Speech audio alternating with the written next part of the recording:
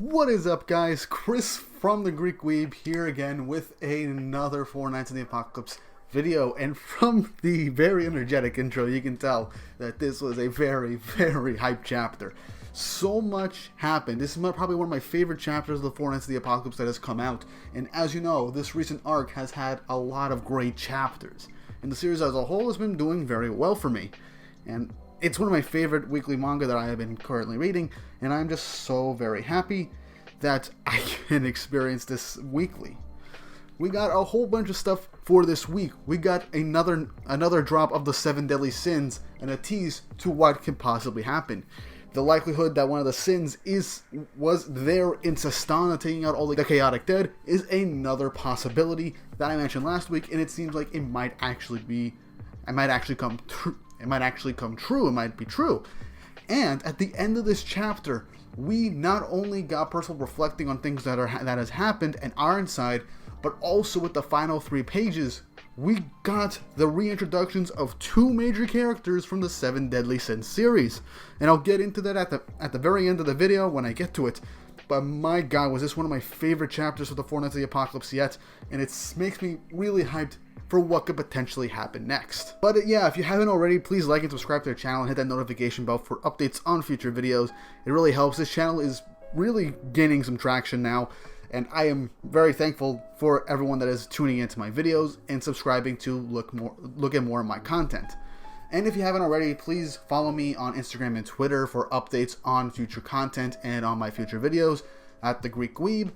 I am starting to become more active on my social medias, particularly Twitter, as I will now start live tweeting my initial thoughts of the chapters as they come out before giving you my full dive and thoughts of the chapter in these videos. And also don't forget to check me out on Patreon and Ko-fi, particularly Patreon, since I do have some really nice benefits with Discord, video requests, special polls, and the like. This way you can help me make a living off of these videos in the future, and also help with the editors that help me make these videos possible. I really do appreciate their help, and I am so happy that I am working with these people, and I'm pretty sure I would not be at this point without their help. So I would really appreciate the help and the support. But with all that said and done, let's get straight into the video. So last week we basically had Percival confronting Ironside and the conclusion of the battle against Ironside, with the team managing to break up the coffin of eternal darkness, and Ironside getting a full face reveal. As well as us getting some confirmations that Percival is still not yet at the level of Ironside, but has managed to hold his own thanks to all of his friends. And I'd like that last week everyone played a part in getting the coffin, and throughout this entire fight, if one single person was missing, this fight would have ended very badly. We now start off chapter 22 of the Four Nights of the Apocalypse, called The Young Heroes, and we get another really nice color page, and I do see this potentially being a cover page for the next volume of the series, potentially. It's very likely, and I'm not opposed to it. It looks really nice. But anyway, this chapter starts off with Percival hovering over the air above Ironside with his friends in tow and holding them in the air. Ironside looks up with his bare face. It sounds weird when I say bare face. He just stares straight at Percival and says that he's done it now, as much of a failure as he is.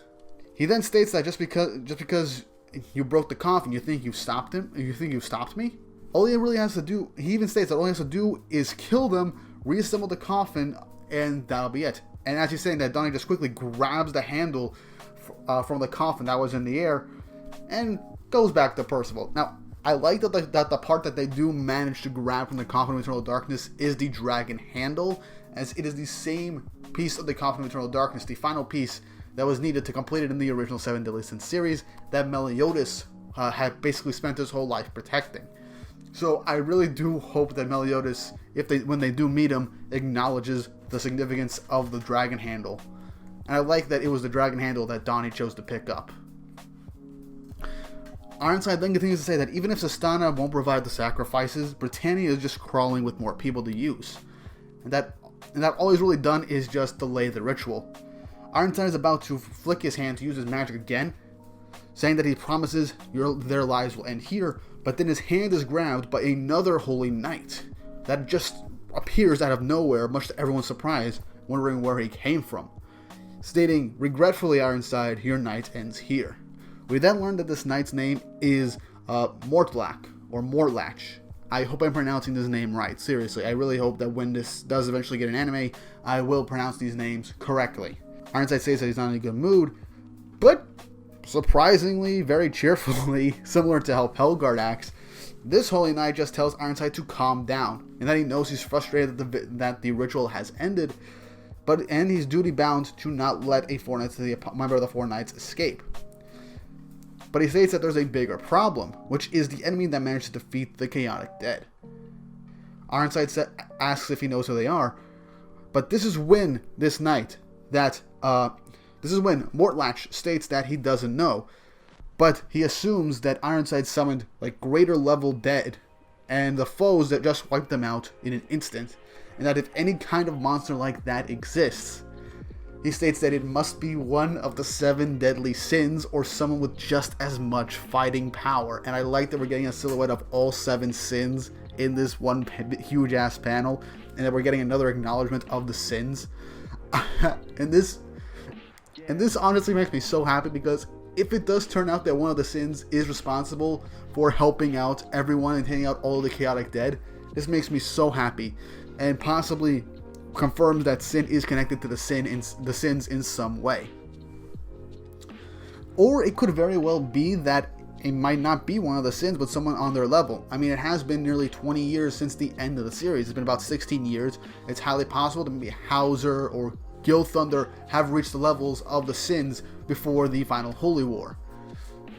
Again, this is all very speculative, but that's all we got for now. Everyone else is shocked, Percival is confused, and they're like, they can't be the 7 deadly sins. But Mortlach just says that even so, they are in danger, and wouldn't it be best to just retreat for now? Ironside says so be it, as he stares Percival intently, very strongly, and then, in an instant, they vanish. Percival lands, letting his friends down. Brief moment of silence as they all collapsed on the ground, moaning and grumbling that it's finally over. They're so beat and they can barely even move. And Percival just starts laughing like crazy as his reaction to everything that just happened. As he just states, "I thought I was gonna die," even though Nanatsu just said very briefly and bluntly, "You kinda did." Donnie has a little bit of a sigh of relief and just states that they took on someone way better than them and managed to hold their own. As An just yells right at him that they really didn't.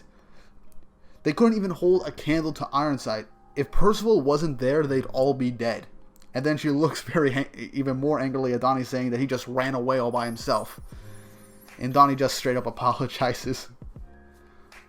But Percival very innocently just says, "We stopped them because we all worked together." And it's very true, as I stated. If just one person wasn't there, this whole thing could have ended very badly. And I do like that everyone just likes how Percival just acknowledged them. An's father gets up and goes towards her. An runs towards her father. And then all of a sudden, Sin just says, "Mission accomplished, eh?" As he just walks straight up to everybody. Percival, Nazians, and Donnie just straight up go right towards him, asking what the heck kind of army did he bring in? And Nazi just says, "It wasn't the legendary Sins, was it?" As he just says, "You want to know?" As they all crowd over Sin, and as he just says, "It was my pals, the animals in the forest." As they're all confused, Donnie just says, "You think any of us are gonna believe that?" As Percival just barges right through them, all excited and giddy, saying, "Your animal pals? That's just so great," asking what color are they, and are they big? Sin just says, "Red, and bigger than you." Nazian thinks that he's just making all this up, and Percival just brings to light his cape, and that it was huge, but he realizes that his cape just shrunk down and became back to its original size. Nazian says that it must have been Percival's magic that shaped it into that giant cape that held everyone in the air. Now before I move on, Sin mentioned red and bigger than Percival. Now, it's very possible that he's just using some kind of weird roundabout way to not state that it was one of the sins. But if it's someone bigger than Percival, someone very strong, and related to has an animal and is red, I honestly want to say that it was Bon. I really, really want to say that this was probably Bon. Bon is known for wearing red, and he is very strong and fast, especially since his training in Purgatory in the original Sins. He's basically the strongest human alive, and he is the Fox Sin. So if he's connected to Sin, the talking fox, it seems very likely. And I really do hope that it is Bon or one of the Sins, because the roundabout way of just saying that it was just one of his animal pals. It's red and bigger than Percival, and a massive power that was used to kill all of the monsters. It's very likely that it's the Sins, and I'm gonna have to agree with the Holy Knights of Camelot that it might be one of the Sins. Anyway, back to the chapter. Donnie just says after Percival's little mini outburst, saying that he's just glad Percival's back to normal. As Percival then just pokes Nalcian on the back, saying that he sees his bare back. And then Donnie just asks him if Percival would be at all shocked. And he just says, killer or not, he was fighting his actual father. Then Percival screams, oh no, and they think, what is it? What's gonna happen now? This is an enemy back? As it just turns out, Percival just has to take a massive dump. Okay, Percival just got all serious all of a sudden after the mention of Ironside, and he just has to take a dump. He says that he's been holding it in the entire fight, so I don't know if he's just making this up just to get out of just to leave. But yeah, I just find this hilarious. As Percival is running off, Alcian's like, you don't think, and he just says nothing as Sin just stares intently in Percival's direction.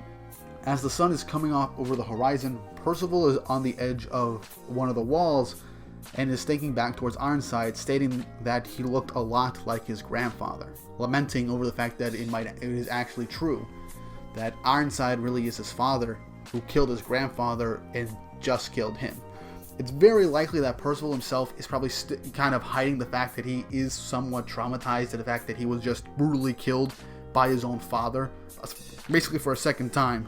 But yeah, he was killed. If it's implied that Percival did in fact die in chapter 1, and his grandfather's hope was enough to bring him back to life to a point where he could recover all on his own, and it's very possible that this death, while more brutal and probably more personal, probably just scarred Percival a little bit. But we don't have much time to stay with Percival, as you'd think that the chapter would potentially end here, with Percival reflecting on everything that's going on. We then cut to 3 nice panels for the next page, showing us getting closer and closer to a giant white castle as we go right through the darkness as it's weaving away. And in this panel, we see someone talking to Ironside, saying that he shamelessly came back to his chambers, and that the 4 Knights of the Apocalypse were the ones that had managed to defeat him, and that he finds it hilarious.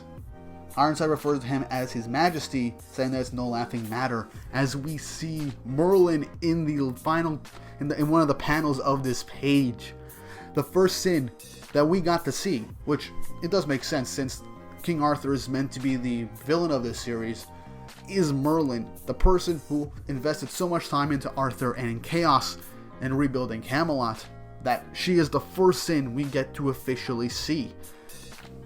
But the hype doesn't end there, as in this nice 2-page spread, as who Ironside is talking to is fully revealed, he states, well, next time give a message. Tell him if you think you can destroy Arthur Pendragon, you are more than invited to try. As we see this nice 2-page spread of Arthur aged up. He still looks fairly similar to how he used to look back in the 7 Deadly Sins, but way more aged up. And I do like that it shows that he's possibly a lot stronger now, since he does have the power of chaos. And I just love this big reveal at the end of the chapter. The big bad that has been foreshadowed from the beginning of the series to be Arthur Pendragon has fully revealed himself on a throne of twisted chaos. Merlin by his side as always, and Ironside reporting directly to him, being incredibly confident that the 4 Knights of the Apocalypse will most likely not be a match for him. And the prophecy might not even fully come true, or it might just be a hoax. And that was the chapter. I have to say, this series continues to be amazing. This, you have no idea how hyped I was when I was reading it, that the 7 deadly sins were officially mentioned and may have potentially played a role in helping save Sistana. And with Merlin's casual reveal at the lower left corner, second to last panel of the chapter, and a 2-page spread fully showing Arthur's design in the Four Knights of the Apocalypse, aged up and ready for the 4 Knights. I just can't wait to see what happens next. And if Arthur's being revealed this soon, it's very possible we might see him descend and challenge the 4 Knights, maybe even the Sins. Maybe that theory video I did like over a month ago about Arthur being the one to destroy the Sins and kill them, or chaosifying them, so that the 4 Knights will have to kill them and thus the Sins end up dying, might end up being true. I really want to see Arthur fight the 4 Knights, or at the very least fight the Sins, because it's going to be very emotional as they are all friends. And now I'm very curious to see what happens in the new 7 Deadly Sins movie, as that seems to be somewhat of a bridge between the end of the 7 Deadly Sins and the beginning of the 4 Knights of the Apocalypse, and might end up giving us some more clues as to what is going on with Arthur now. But yeah, that was the chapter. Another great chapter for 4 Knights of the Apocalypse. It was probably one of my favorites, and I just can't wait to read more. I'm so happy to be covering this weekly, and I'm just glad that so many people are enjoying these review videos and these speculations that I'm having about the future. But what is going to happen now? Is there a group of heroes going to continue their way to Leonis, maybe even make it to Leonis before the start of another arc? Will An end up joining them also? Will Arthur descend at some point to meet the Sins or the 4 Knights? Will Merlin be the first one to interact with the Sins? I want to know what Merlin is up to. She did not say a single word in this chapter, and I want to see how she's changed over these last 16 years. But what do you guys think? What do you think of this chapter in Arthur and Merlin's full reveals, as well as the fact that we might even get the Sins earlier than expected? Leave your thoughts and speculations down below in the comments, and don't forget to like and subscribe once again to the channel, and hit that notification bell for updates on future videos. I'm really liking this series, and I'm really glad that so many people are interacting with these videos and even watching them. It makes me really happy. And yeah, with all that said and done, the end of another review and an awesome chapter. I hope you all enjoyed, and I hope you all have an awesome day.